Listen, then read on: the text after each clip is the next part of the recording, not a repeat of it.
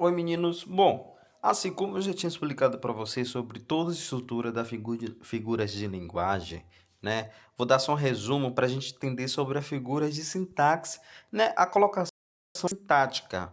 Um exemplo, dá para a gente entender que essa construção são figuras de que corresponde ao grupos de linguagens, como figuras de linguagem, como descrevi para vocês. Bom, é o uso de palavras e sons de figuras, né? Figuras com som, no caso, no sentido.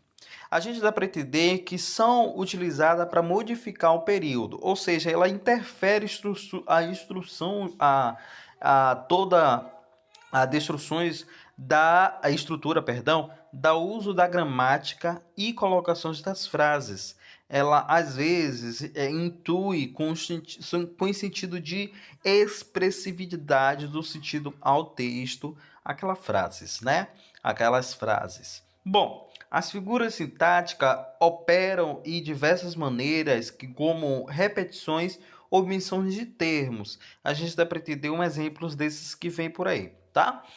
Elipse. Elipse é uma missão de ou mais termos ou quais não foram expressos anteriormente no discurso, entretanto que são facilmente identificáveis pelo interlocutor, no caso o receptor. Tá? A gente dá para entender que ela é uma forma de instruções, de forma de contrair aquela pessoa.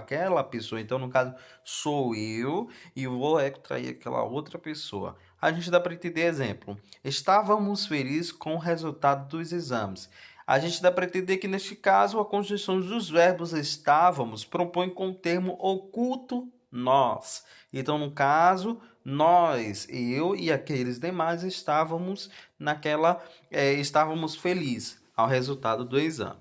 Bom, zeugma, né? É um tipo de elipse, uma vez que haja, no caso, sentido de uma emissão ao termo de uma oração, sendo recursos utilizados para evitar repetições de um verbo substantivo.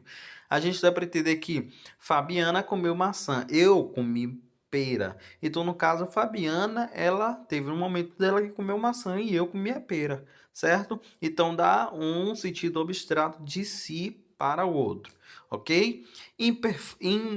Imperbato ou inversão, a gente dá para entender que são caracterizadas por ordem direta a um termo de oração. Segundo a construção, a gente dá para entender que vem um sujeito de linguagens, sujeito mais predicado mais o complemento. A gente dá para entender um exemplo. Triste estava Manuela. Nesse caso, a gente entende que o estado sujeito surge antes do nome Manuela, certo? Que é o triste, estava, que a construção sintática usual ou séria, Manuela estava triste. Então, no caso, o uso da construção sintática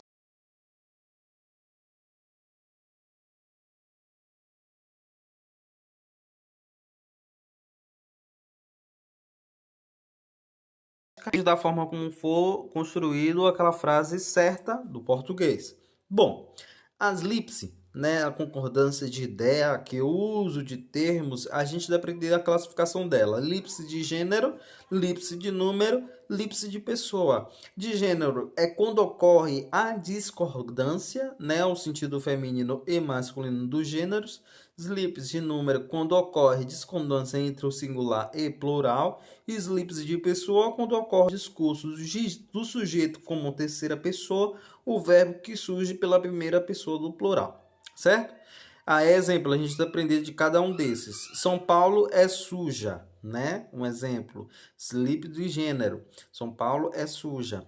Um bando, né, o singular, de mulheres, plural, gritavam assustadas. Lips de número. Então, no caso, várias mulheres, né, gritavam.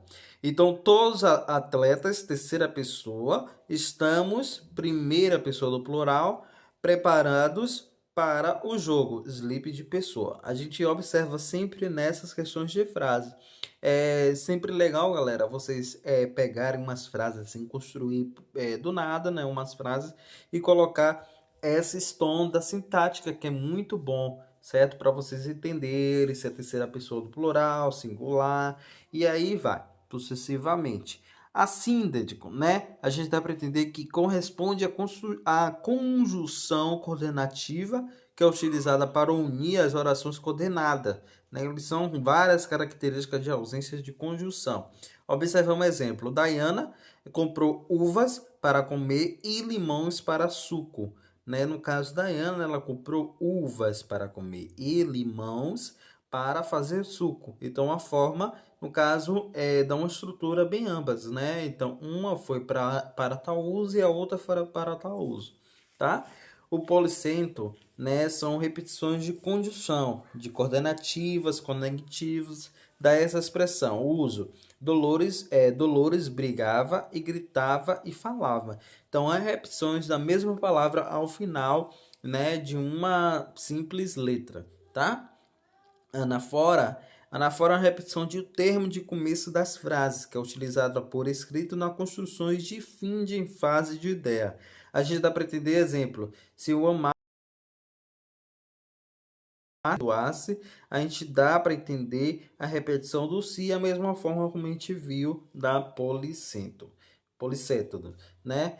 A mesma construções de anacoluto, né, pelânus e todas as estruturas de figuras de linguagens, o ritmo de som, como eu já expliquei e explodi para vocês. Bom, além das atividades do livro, tem atividade do caderno. Não precisa vocês enviar a atividade do livro no mesmo dia, pode enviar no outro dia. Estude, observe as observações que tem sempre no livro, contexto, tá? Assistam vídeo aula, comentem e as atividades complementares no caderno também, ok? Grande abraço. Tchau, tchau.